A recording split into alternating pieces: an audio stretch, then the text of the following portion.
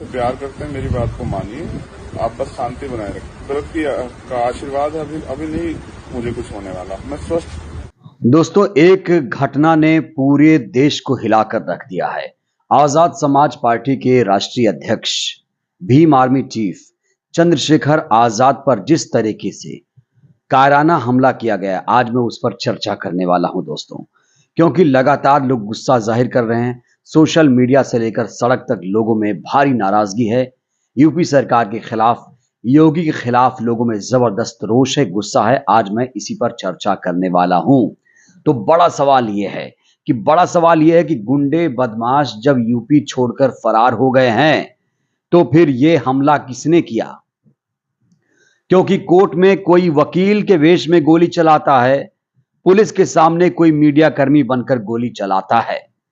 आखिर ये सवाल यह है, आखिर ये यूपी में हो क्या रहा है?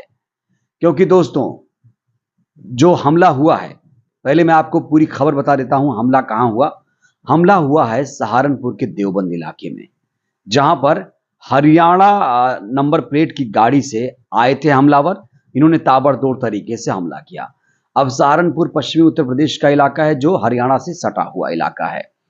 योगी जी कहते हैं कि सारे गुंडे बदमाश छोड़कर चले गए हैं, क्योंकि यहां जो माफिया हैं, गुंडे हैं, इसलिए छोड़कर यूपी चले गए हैं, क्योंकि यहां पर राम राज्य है, यहां पर तुरंत बुलडोजर चल जाता है। लेकिन जो घटनाएं घट रही हैं, कहीं ना कहीं उसने राम राज्य की पोल खोल कर रख दी है दोस्तों। जानते हैं आप दोस्तों, चंद्रशेखर आजाद बहुजनों की लड़ाई लड़ते हैं, शोषित पीड़ित वंचितों की आवाज बुलंद करते हैं, और इनसे रहा नहीं गया। जब ये लोग हार जाते हैं तो हमला करते हैं। पीठ पर कौन वार करता है? जो कायर होता है। और ये लोग कायर हैं, जो हमला कर रहे हैं वो लोग कायर हैं दोस्तों। एक चीज आपको याद दिलाऊंगा दोस्तों, क्योंकि देखिए, कई छोटे छोटे लोगों को सिक्योरिटी मिली हुई है, लेकिन चंद्रशेखर आजाद रावण को, जिनके पीछे पूरा बहुजन समाज कहीं ना कहीं खड़ा हुआ है, जो प्रदेश में कोई भी घटना घट जाए वहां पहुंच जाते हैं, अपनी जान पर खेलकर वो राजनीति करते हैं, फिर भी उन्हें अभी तक कोई सिक्योरिटी नहीं मिली है दोस्तों।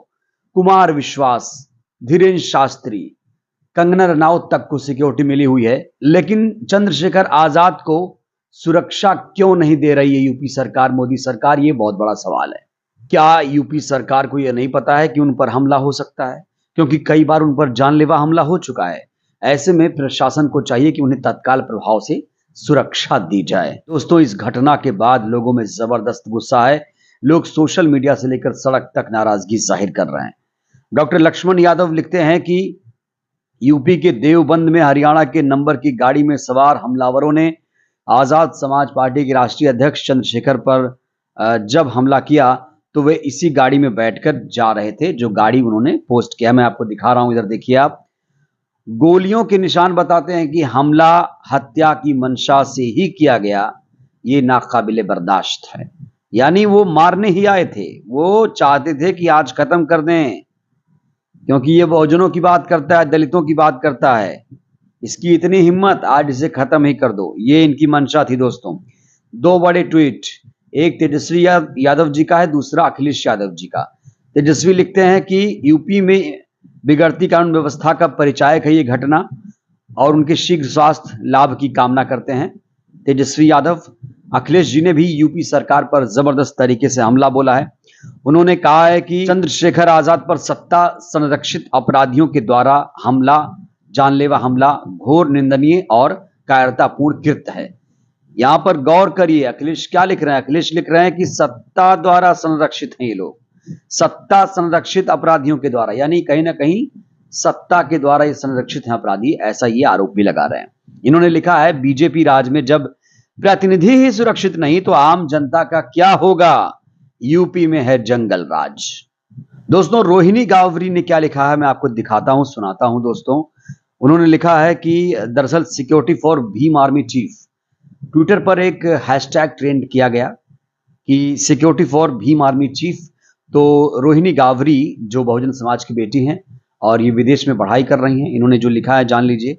इन्होंने लिखा है, मुख्यमंत्री योगी जी के राम राज में जब कोई सुरक्षित नहीं, ना नेता ना आम जनता, हमलावरों के हौसले बुलंद हैं, क्योंकि ये योगी सरकार है। हमारे नेता भीम आर्मी चीफ पूरी बहुजन समाज की शान है, हमारा सम्मान है, पूरा बहुजन समाज उनके साथ है।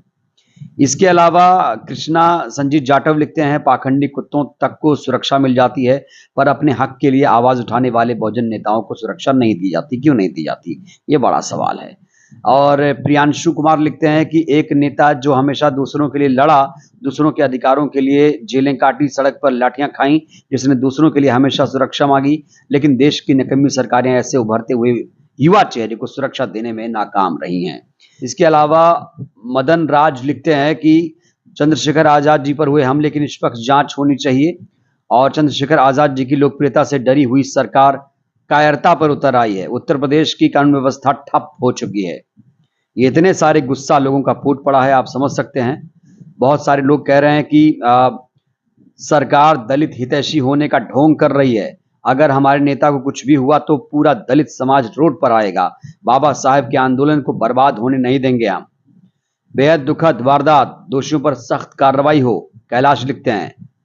शैतान मेरा लिखते हैं, हम सरकार से शीघ्र चंद्रशेखर आजाद भाई को सुरक्षा हेतु मांग कर रहे हैं। तो दोस्तों, कहने का मतलब क्या है, आप समझ सकते हैं। दलितों की आवाज इस समय बुलंद कर रहे हैं।